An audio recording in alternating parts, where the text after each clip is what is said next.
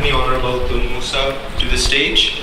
His Excellency Dato Jamaluddin Sabeh, High Commissioner of Malaysia to Bangladesh, Mr. Salahuddin Qasim Khan, Chairman, Organizing Committee, and Member of the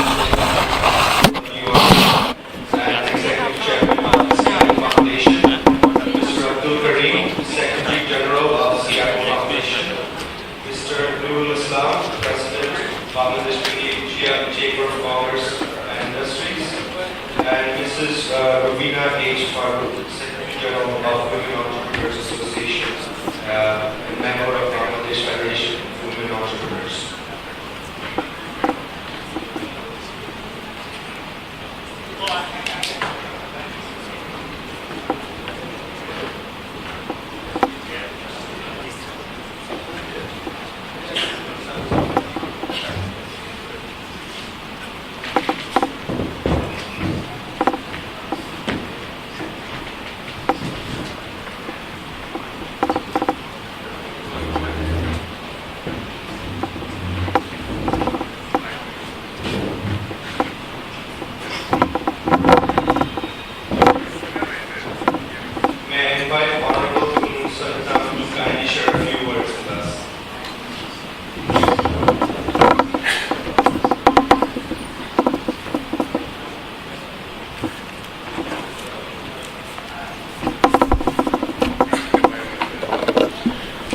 Bismillahirrahmanirrahim. Your Excellency and friends on the top table here, ladies and gentlemen, I've had two very, very challenging days, including last night. Challenging in the sense that we were treated with such high quality of hospitality, followed by today, a very intensive day where we listened to so many speeches and presentations, and I'm happy to say and to note there were so many others who participated and contributed to the discussions that were carried out today. So let me, first of all, on behalf of WIEF, thank you, our colleagues from Bangladesh, headed by our friend Salahuddin, as well as the co-organizers, the sponsors, and all those that have contributed to what apparently is a successful fifth roundtable of the WIEF. Congratulations are due to them, the organizing committee. And of course, without the support of the government, we wouldn't have had such a good 2 days to achieve our objectives. I can say that on a personal point of view, I'm extremely happy with the way that things have turned out. I'm extremely happy because, unlike other roundtables, we dedicated ourselves to 3 subjects, whereas other roundtables strictly concentrate on and focus only on one. And not only that, we covered ourselves in the morning right up till now. The good thing is that we completed our discussions and arrived at whatever conclusions. The bad thing is for those who attended the morning sessions, in the sense that they had constraints and restraints vis-a-vis time. It was rather cramped. And I'm very happy to know this afternoon session, which is a subject very, very, very dear to my heart on education, was very well covered and opportunities given to all of you who wanted to speak and to contribute. Of course, in a small way, Ian, I think you must have learned from me the discipline of time. Sorry, I'm teasing him. But that strictness actually in the end was fairer than not giving people time and the opportunity to speak at all. I was telling a colleague of mine in Bangladesh at the back, I've been observing things and listening to things at the back. I was saying that the focus of the round table of the WIEF is to have free interaction, number one, in-depth examination, but that the crowd should be small enough as to make it possible for people spontaneously exchange views. And as usual with Bangladesh, you cannot avoid crowd. You cannot avoid the enthusiasm of the people when they hear we're here. And thanks to the press, the media, which has given so much coverage about this event, my goodness me, I was told that I was getting more and more worried that the crowd was getting bigger and bigger. Then I said, my God, we might have an informal WIEF because of the presence of the crowd. And I did emphasize that I'm not interested in crowd per se. In other words, with quantity. I'm interested in quality. Those who come here and specialize in the subjects, very interested in the subject, very passionate in the subject, and then interact in an atmosphere of informality. And me being me, Musa bin Hitam, I'm not diplomatic, I say, we have achieved somewhat of a halfway in terms of methodology of having this round table, in terms of methodology and in terms of approach. Just for the thinking of our friends from the International Advisory Panel who are with me here, thank you very much. They are present here, Ian, and Mr. Tun Musa Hitam, who's here with us, and of course Salehuddin. Three of them are members of the International Advisory Panel, as well as for those of you who are interested in us. What would be ideal, this is my way of doing it, would be just a small crowd, about 50 people, where there would be one speaker, one commentator, then the rest, the chair must be very good enough as to call people spontaneously. What do you think? What do you think? What do you think? What do you think? And you'll be amazed on how constructive and how spontaneous it would come, with the regulation to say no speaker should read from the text or even use text. They are supposed to be the expert. Let him talk off the cuff. Let everybody. That was the original idea of the round table, which makes it different than the annual conference of the WIEF. But I must confess that the concept of round table is still work in progress. And we are beginning to learn. We're learning very fast. This is the fifth one we're having, inshallah. We're having such a long list of countries asking us to conduct a similar round table. And notwithstanding what I just mentioned to you, it is a success. It has achieved its objectives. And all I can promise you is that the notes of the meeting have been taken.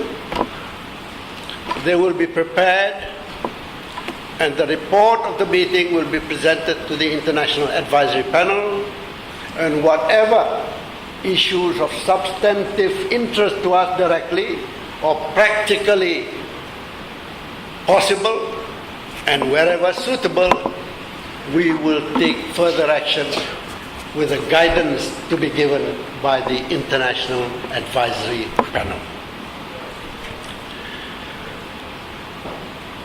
Insofar as the issues that have been raised, I do not want to raise new issues and do not want to restart discussions. Suffice it for me to say very briefly. Number one, when you discussed and tackled issues relating to climate change, I was not here in the morning. But I would like to tell you that I was with the Prime Minister. Guess what was the subject of interest to her? That I just started to put on the switch and off she went, talking about climate change and how much it affects Bangladesh. My only personal remark about this, there is no such thing as a WIEF view. We don't work that way.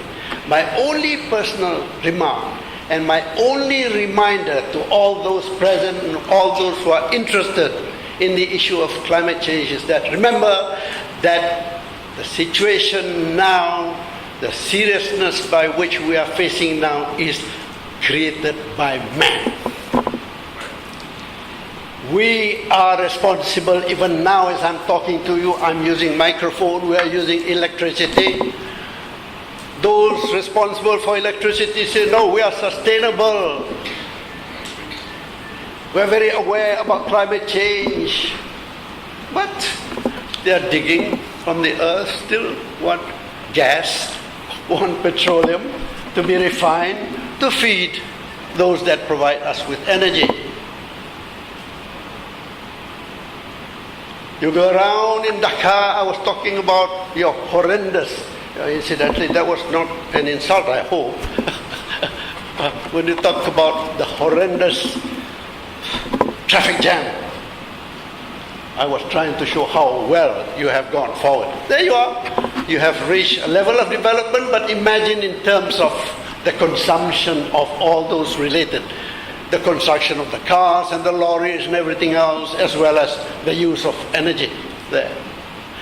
And we can have a list, 1,001 list, which concludes the simple truth, and that is that it is man, including women of course, including man, that is responsible for it. What do we do? I don't know. Nobody has found the answer. There are lots of symbolic gestures and actions carried out, like planting trees and replacing this and that, the other. But I have a sinking feeling that if we could not get our act together, climate change would result in man's self-destruction. It sounds terrible, but it's the truth. If you accept it, you will think seriously that you have to do something about it. And pronouncements could help us save ourselves from this. Again, I don't know what to do. I don't think anybody knows what to do unless we really apply our mind. There have been improvements in this. Research have been carried out. In this respect, of course, issues relating to it all. Studies have been carried out. How to do it collectively, but I don't think it is enough. So put your minds to it next time, especially Bangladesh. Bangladesh cannot go it alone. 20 countries cannot go it alone. One say this is the way or that is the way, but each one thinks in this their own so-called national interest that relates to income, how much money they get, what are the profits they can get of doing this and that and the other, without taking into consideration the issues of climate change. Microfinance.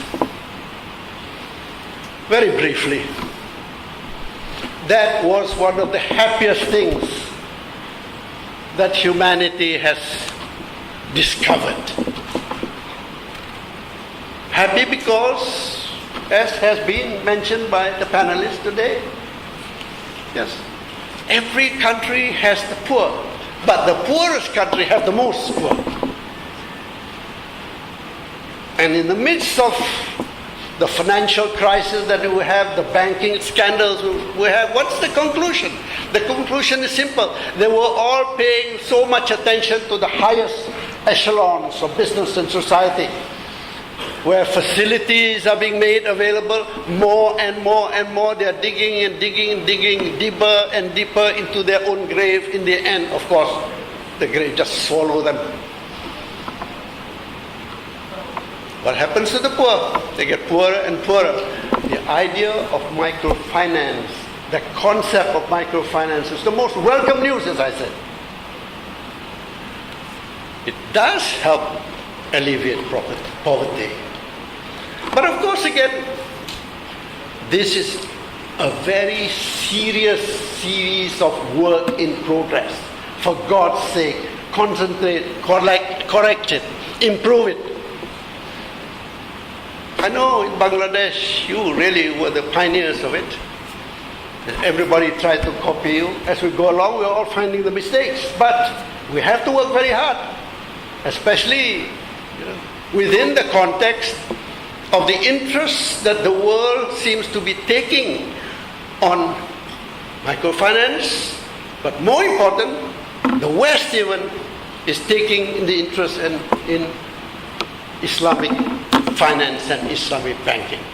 Why?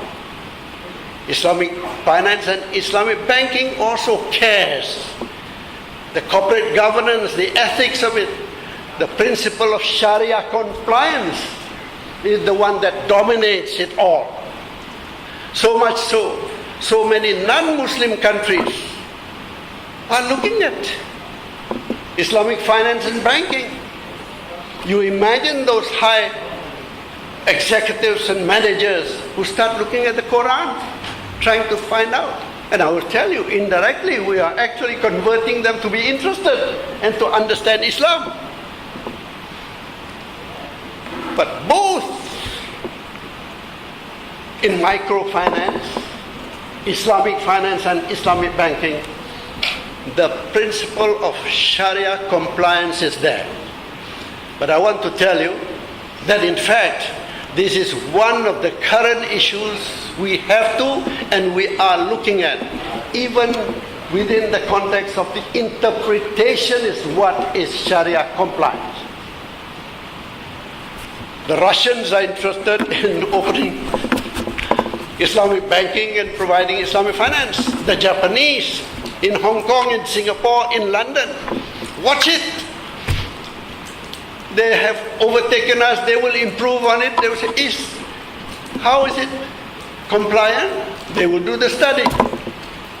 And Alhamdulillah, I know that there is a very active group which I have been associated with that is trying its best to have an understanding based on coordination and based on the real accepted universally interpretation of Sharia compliance. Still work in progress, but it does need a lot of attention from people like you, who are the experts, who know the academics, those who have been paying attention, and the realization of the world that Islamic finance and banking is the thing that can offer the alternative to the well-established, so-called developed Western type of finance and banking. It has caught fire, the idea of it. But it is our responsibility to ensure that it stays the way that it has got that reputation that would give the answer of the distrust of the Ummah, not only Muslim, of other people on modern financing as proven by the disasters caused by the related houses concerned. Last issue about education. Let me pose you a very simple question. What's your objective of giving education? education for the sake of education, education for better employment, education for the achievement of development in your own countries. And each one of the questions that I've just posed depends actually on the economic status and well-being of the countries concerned. May I try humbly to just briefly describe our experience. Now I'm wearing the hat as a Malaysian. At the beginning after independence, we knew that the Muslim Ummah, the village folks, have been the most deprived, have been the most depressed, have been the most uneducated, have been the most exploited during the colonial days. Not only that, they have been involved in their own economic activities, which has basically been what we call subsistence economy. The government, I claim to be one of the leaders those days, realized this. How could we do? How could we improve the situation? Which is education. At that time, you believe it or not, the village folks were not interested in education. I was personally, really, literally going village by village to tell parents not to marry off the young girls and not to get their children straight into work as an office boy at best. But they had no means of getting education. We brought education to the villages. We had the modern facilities to the villages. We give them food because diet was very important. We ensure discipline. We have put up what we call residential schools. We bring the good teachers there, and then they get good secondary education, but never good enough because they are from the rural areas. So at that time we had no universities. We had 1 or 2 or 3 universities. There's no space. What did you do? Sorry to say, to boast a little bit personally, I myself said, okay, let's send them to the United States. At that time it was not acceptable, thanks to the British. Don't send your children to the United States, we cannot recognize them. Very interesting. Only from Commonwealth countries we recognize. So you don't send to the United States. No, I said no. Send to the United States, send to the public schools. In other words, each one of the states had universities. They were cheap. They were not very particular about very excellent results. Minimum, grade 3, also they would accept. You know, I have personal responsibility. He said, okay, send 2,000, the first batch. I said, if 2,000 were sent and 200 came back with degrees, we would be successful. We did that again and again and again. From 200, 300, 400, 500. And the best of the lot, we went and sent them to the elite schools. It served 2 purposes. One is that basic higher education, exposure and training is given. That means education. Again, my concept of education was not only read and write. Very broad exposure to the realities of the world. Then the best, we specialize. Then they are the engineers and the PhDs who come back. And I'm very proud to say to you, whoops, I think I'm talking too long and too much, just decided to switch it off. Saving power. They heard me saying. I'm sorry, I'll try to cut it short. Just to say that, simply because the needs of the country were different. So coming back to what is needed here in terms of education, the key words that you use here, talking about, is about quality education. Quality education should be encouraged. Those countries and the private sector that could establish them, can afford to establish them, they should do so. But it should not be at the cost of the poor who could not afford it. If you had a private university, the Prime Minister was telling me just now, you have private university. She used the word, very softly, she said, expensive, she said. How nice for me to hear that the Prime Minister was telling me, and I agreed with her, that word, expensive. How are you going to allow the young, the poor, those who cannot afford to go there? There's only one answer perhaps. If it's private sector, you have a foundation, especially to give scholarships to the poor. This is what the Al-Bukhari Foundation was all about just now, I think. And I've been personally involved in the formation of a foundation purely to help the poor, based on the poor, to give them education. Otherwise, the dilemma is universal education versus elitist education, whereas our country might not have that as a priority. You would have the problem of getting the best teachers, the best facilities, the best infrastructure, which had been presented by one of your very distinguished members just now, one of the last to speak.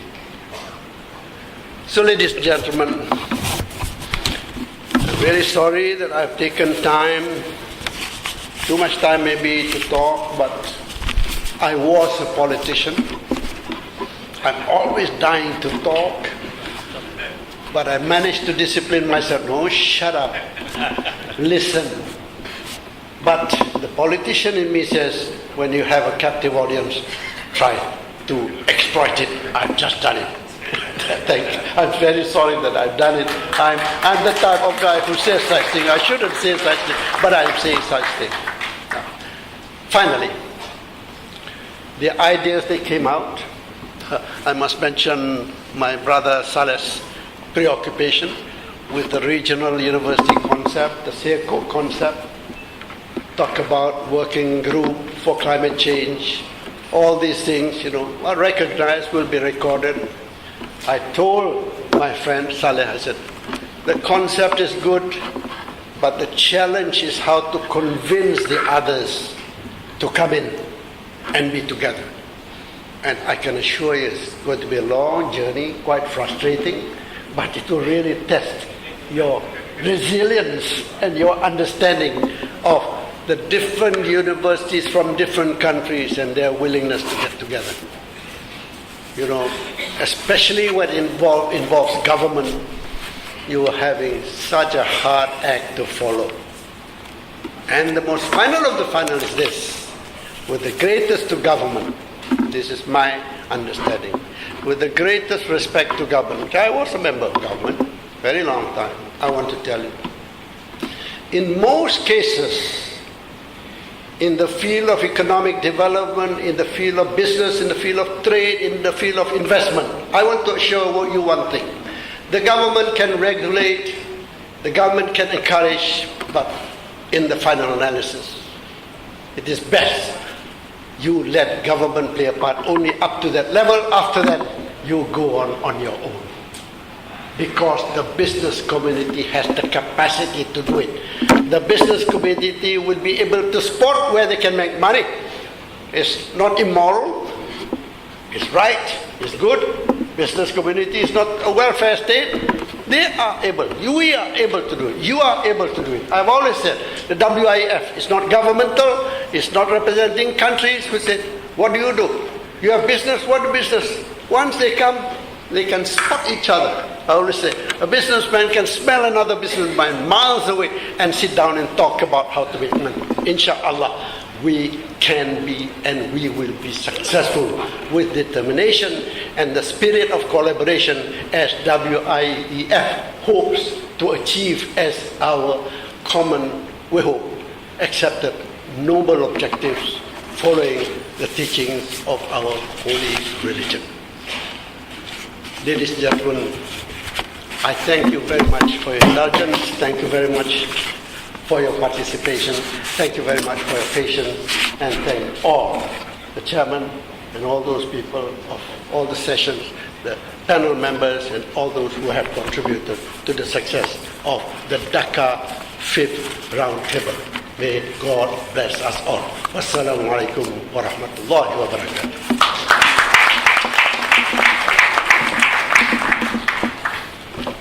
don't know whose recording machine this is, but I hope my voice did come out there. If not, you borrow from the other guy. Thank you.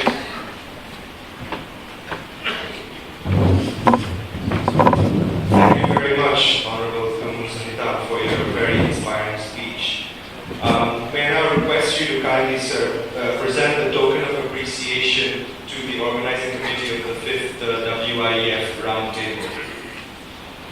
First, I would like to call upon His Excellency Dato Jamaluddin Sabeh, High Commissioner of Malaysia to Bangladesh.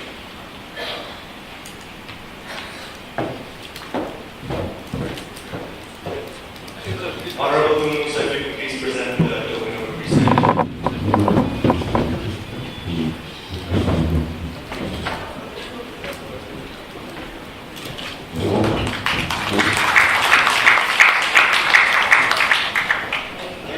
Next, Mr. Salahuddin Qasim Khan, Chairman of the Organizing Committee and Member International Advisory Panel WIEF and Executive Chairman of SIACO Foundation. Mr. Abdul Karim, Secretary General of SIACO Foundation.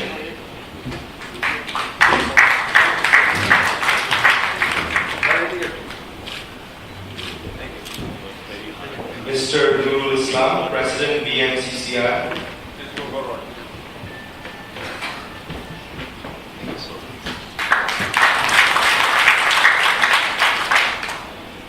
And Mrs.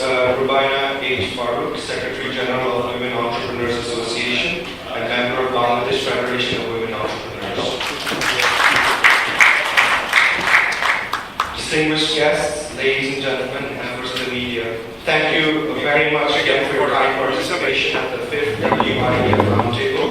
We hope you have gained valuable learning and insights on important issues of our time and share the same passion in working towards making common vision a reality.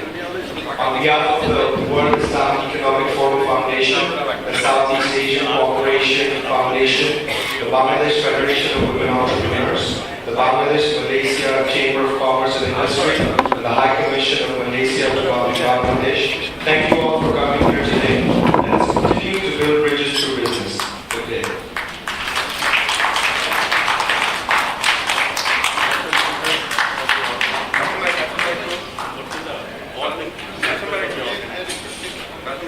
I request all the members of the organizing committee to please take the stage.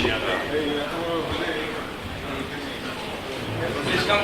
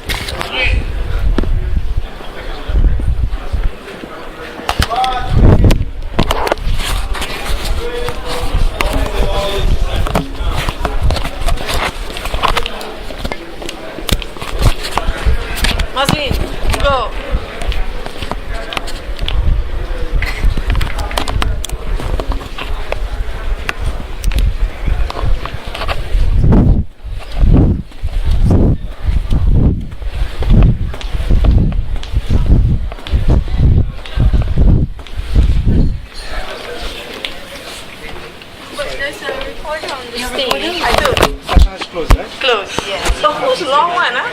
Or whoever put it up. Yeah. Do not sit again, right? No more, finish. No more CDP. So there is a write-up for the distribution to us. That one will be on the website.